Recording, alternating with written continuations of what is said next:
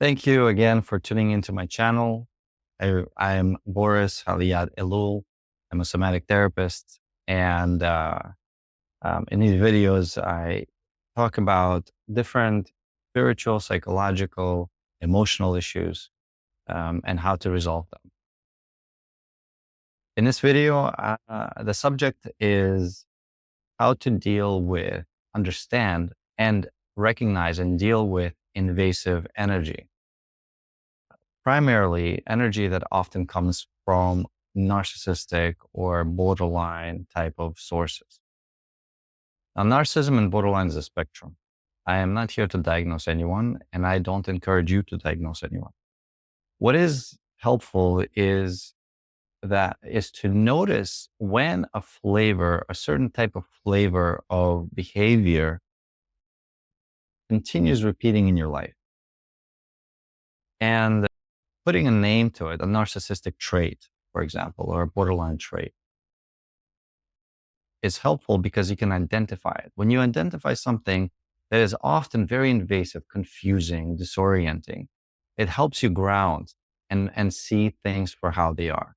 The more you can recognize them, the more you'll be able to put things into context.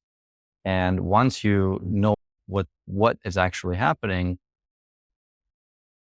what steps to take to bring yourself back into alignment, to grounded state, and how to respond and take care of the situation. So in this video, I want to talk specifically about someone trying to control, manipulate, gaslight with a question of, why did you do it like that? Or why did you not do it like that? So it's essentially an accusatory, attacking question. Okay.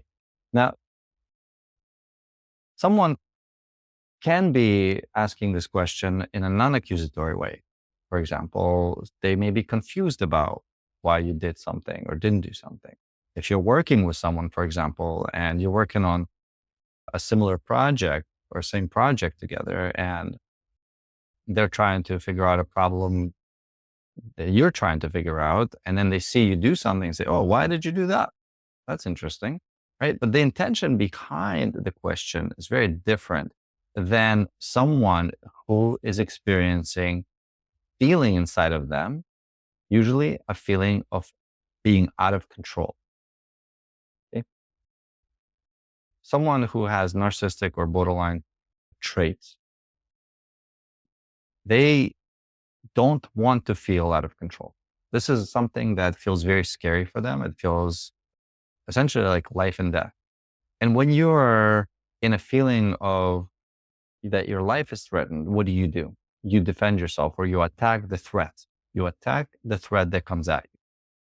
And if your behavior or your actions makes them feel threatened, what they do is they attack you and then disorient you, throw you off balance, and then control you. Essentially, that's the tactic, right? And the question of, why did you do it like that? Or why didn't you do it like that? If you feel into it, there's a very different feeling than someone who's actually curious. If you can't think of an answer this person might expect, then the question is really redundant. There's really no reason for the question other than for you to feel a certain way. So the only answer for a question like that would be a defensive one. Now, borderline narcissists very often attract someone who is codependent. Both codependent and narcissist or borderline, they have a lot of shame inside of them, right? One usually is attacking and controlling, which is the narcissist borderline, and one is usually pleasing and defending. That's the codependent, right? And so both are essentially have very similar traumas. They respond very differently. And in this context, the narcissist or codependent or borderline, excuse me, is trying to control you by being invasive, throwing you off balance with a question of why did you do it like that? On the receiving end, very often the person experiences shame because the question, why did you do it like that? To someone who has codependent traits, it sounds like you are wrong for what you did, which essentially triggers a feeling that I am bad. And that's not a feeling that they want to feel because oftentimes they were raised with toxic shame, which is a lot of criticism, a lot of manipulation, gaslighting, micromanaging, controlling behaviors. And so they're essentially pretty beat up and they don't really have a lot of resources, which is their self-worth left. And so they're trying to get a sense of self-worth by pleasing others. And to please a borderline or a narcissist is essentially impossible. The only time that they're pleased is only when they are also trying to um, control or manipulate, right? By giving positive reward for something that they get, that they want. And essentially, the more you try, the less reward they get, which makes you try hard, essentially. What's interesting is that on the side of the borderline or a narcissist, again, it can also be someone who just very controlling. Oftentimes, this can be a mother who's overbearing and feels overwhelmed. And one of the ways that she does try to control her children is by questioning everything that they're doing. In her mind, she's actually trying to help them be better, more organized, more focused, more diligent with what they're doing. But it's a very dishonest and manipulative tactic because what's really happening is that she feels out of control. And I'm saying mothers, but it could also be fathers. But this person feels out of control. They feel that they're overwhelmed and they focus on the source of their overwhelm. And so if you are in their environment and you trigger their overwhelm, you're the source. And what do? Is they try to control you because the more they can control you, the more balanced they feel inside of themselves. They can't really tolerate their environment being out of control. And so what they do is they control their environment. That's why it feels so controlling and micromanaging, is because their environment triggers that discomfort within them. A healthy individual is not so tied with their environment, right? If somebody's late or if there's some sort of a disruption within their environment, they can regulate themselves, right? And then they can address whatever needs to be addressed. In this case, they have a very hard time regulating themselves. So they regulate themselves by controlling that outside environment. Okay. And the codependent, oftentimes a child who was raised in that environment, is essentially, as I mentioned, feels beat up by being controlled, being wrong, walking on eggshells around this type of person. And when they hear that question, very quickly they can get dysregulated. Very quickly they can start defending themselves. They can start justifying their actions. They start maybe even attacking back and saying, you always do this to me. Stop. What do you want from me? I'm never good enough for you, or whatever the response might be. But the reality is that the person who's being attacked, invaded, feels shame. They don't want to feel their shame because it's very painful. And in the moment, it's very dysregulating. So I want to talk a little bit about how to address this issue. If you find yourself that this is a pattern in your life, right, where you, on a regular basis, you feel invaded in such a way by having these questions come at you, okay? Next time this happens and you feel this pump of anger and defensiveness rise up inside of you, I highly suggest, if you have the space, to go to a private space and to allow your anger to come through, right? This anger is a very important because the anger is your protection. It's telling you that something vulnerable was touched and you feel hurt. You're protecting the hurt that's underneath. The way you heal this process, this this feeling inside of you, is that you allow the feeling to move through you. In fact, whoever's triggering you, they're doing you a service because they're touching on the part of you that wants to be free. It wants to be expressed. Just like for a narcissist or borderline or whoever feels this feeling of out of control, what they need to do is they need to allow themselves to let this feeling move through them, this feeling of being out of control. They often grow up in environments that felt very out of control, very chaotic. And so for them, they need to allow themselves to feel it. On your side, you need to allow yourself to feel this anger and shame and violation. And I'm going to show you a technique that you can do when you start to feel this way, when someone feels like someone's attacking you. Okay. And what I also mentioned is, before I show it to you, is that why it's so important for you to allow this feeling to move through you is because the 20-80 rules apply here as well. 20% is actually what's happening with the person in front of you. 80% is accumulation of emotions that live inside of you because of this compounded experience of being invaded again and again. So it's like a pressure cooker, right? So it's like you tolerate, and then there's that one invasive question, and then you explode. And when you explode, then you look crazy. It's very easy to point out that you're the one who's angry or you're the one who's defensive and so on and so forth, which then adds more shame that you're wrong and you're bad and all those. So it's important to start to move this toxic shame out of you. Essentially, this is what you do. So you take something that you can express this anger. Now, what's being done is this invasive energy is coming at you. And it's important for you to allow yourself to feel the anger that comes. So what you can do is you can take a pillow, for example, right? And you can imagine that this pillow is this invasive energy. Okay. You're not trying to hurt someone, but what you need to do is you need to allow yourself to express this desire to hurt the part that hurt you. And so imagine this pillow is this invasive energy. It's not the person themselves. It's important that you know that.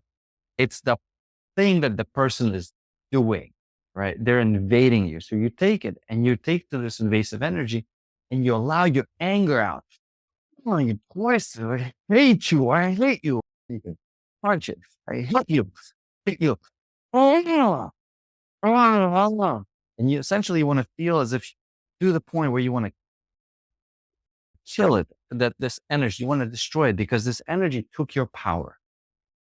It stole your power from you. And what you want to do is you want to take the power back. And the way you do it is you express this desire to kill the very thing that stole your power. And so you do that. And oftentimes you may even feel a memory coming through, like your father did something or your mother did something. And then when that happens, you may even feel a certain age and you may start to cry. It's very important for you to allow those emotions to come through, to allow yourself to cry. Okay. Now, another thing you can do, and this is also a somatic technique, is when you're a child and you're invaded, essentially is your energy is being penetrated in a way that doesn't feel good, the way that you did not agree to. And so what's important is for you to learn to push this energy out. Now you can stand, imagine this person is in front of you and you can push and say,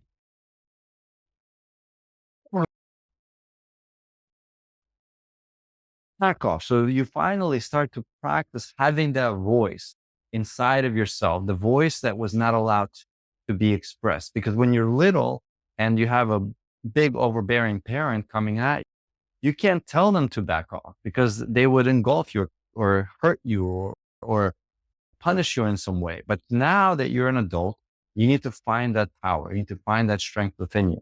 So to help you do this, again, a somatic technique is you can either get a sword like this. Okay. You can Buy these on Amazon. I can leave a link to one of these. You can also use a soft bat to express, but it's really good to have something that looks like a weapon. Now, it's important for you to be safe as you do all this. Make sure you don't hurt yourself or others. But if you have something like this, actually represents your power, your warrior energy inside of you. The part that says, "Don't come at me," right? This is something that was stolen from you if you grew up in an environment where it constantly questioned you or shamed you. And so what you're going to do is you're going to hold this sword like so. Make sure you don't hit anything, right? You're going to hit and you're going to say, and use a pillow and say, "Back off," right? Be pretty loud. Be aware. Back off. And you imagine this person's in front of you. And this process can feel very scary because you're doing something that you were not allowed to do as a child because there were going to be huge consequences. And this is why you became a people pleaser. This is why you have fear of conflict and so on and so forth. So just allow this energy to move through you. Back off. Okay? Doing that a few times, allowing the emotions to come through you. And what you start to notice is you're going to start to sense awareness of strength, awareness of feeling grounded, more adult. This is what tells you that you did it right. And then you're able to move these emotions through you. Afterwards, you may have bouts of tears come because you're opening up energy. You're opening up this part of you that's been locked up with anger, resentment, fear, shame. And it's been locked in there since you were a child. When you start to move these energies, you start to open up the path, for all of these emotions to flow. And it's important to grieve or with compassion, right? You may start to feel these memories coming from when you're 4 years old, 5 years old, 6 years old. And you can validate the feelings of your inner child by saying you were violated again and again. They were the ones who felt out of control and they were not okay with it. They were too overwhelmed with it. And instead of taking responsibility, what they did was they attacked you and they made you wrong. They made you to be bad. There was no crime that you committed when you were a child if you did something not exactly the way they wanted it to be done. There was no crime. What was the big crime? There was no crime, right? And you can imagine yourself, if you have a memory, or you can just imagine yourself being in your old house and standing between your inner child and the adult, the perpetrating adult. And imagine yourself protecting the child, feeling your adult self and standing between them, right? And what you would say, "Back off. Don't you talk to him or her that way. It's not okay. I am not okay." And so when you start to do that, you start to heal and cleanse this experience of having this so much pain stuck inside of you for so long. And then when you start to heal your side, if you're in a relationship with someone who does this, you may start to see past their defenses because on their side, maybe they weren't heard. Maybe they felt like manipulation was the only option because nobody really cared. And that's the technique that they developed and picked up and figured out what to do because asking for what they want never really worked out well, or being vulnerable wasn't safe when they were growing up. Right. So when you take care of your side, now you have access to more compassion and now you're dealing with the situation as an adult. And then you can actually come to the person and you can talk to them about it. You can simply say, okay, when you asked me that question didn't really have an answer, did it? I'm not really sure what's going on for you, but for me, it didn't feel really good. It felt quite invasive, actually. And I would appreciate it moving forward if I do something that makes you uncomfortable or brings up a certain feeling inside of you. I want you to come and tell me about it and not direct a question that puts me in the defensive, which really doesn't provide a resolution. Right? I want to meet you where you're at. And in order for me to do that, it would be very helpful for you to tell me what's going on instead of questioning me. Now, again, depending on who you're dealing with, this may not work. Because if you're dealing with a full blown narcissist, what they're going to do is they're going to throw it right back at you. And you have to make a decision of how you're going to move forward. The more you heal this dynamic, the less tolerance you will have for this type of dynamic. And then you can decide. But no matter what you decide, it's very important for you not to be in denial of the situation, to really see what's going on objectively, and to choose to be and do whatever you choose to be and do it in relationship to in connection to the relationship consciously. So if you are in a relationship with someone who doesn't take accountability or responsibility and they want to really control and you find yourself walking on eggshells around them, right? You have to take responsibility that you're choosing to be in that environment, despite that you taking responsibility, doing your own work, communicating. You did all those things and things are still not changing, right? You are choosing to stay in an environment and you are experiencing the pain of being in that environment. But it's your choice of what you decide to do ultimately. Whether you decide to stay, whether you decide to change the relationship to a different dynamic, maybe having some distance from the relationship, right? Or terminating the relationship altogether. It's completely up to you. But you have to take responsibility for finding yourself in this type of relationship. So I hope this is helpful. If you have any questions, leave them in the comments down below. If you have other subjects that you'd like me to discuss in the future videos, please let me know as well. Thank you again for your time, and I will see you in my next video. Take care.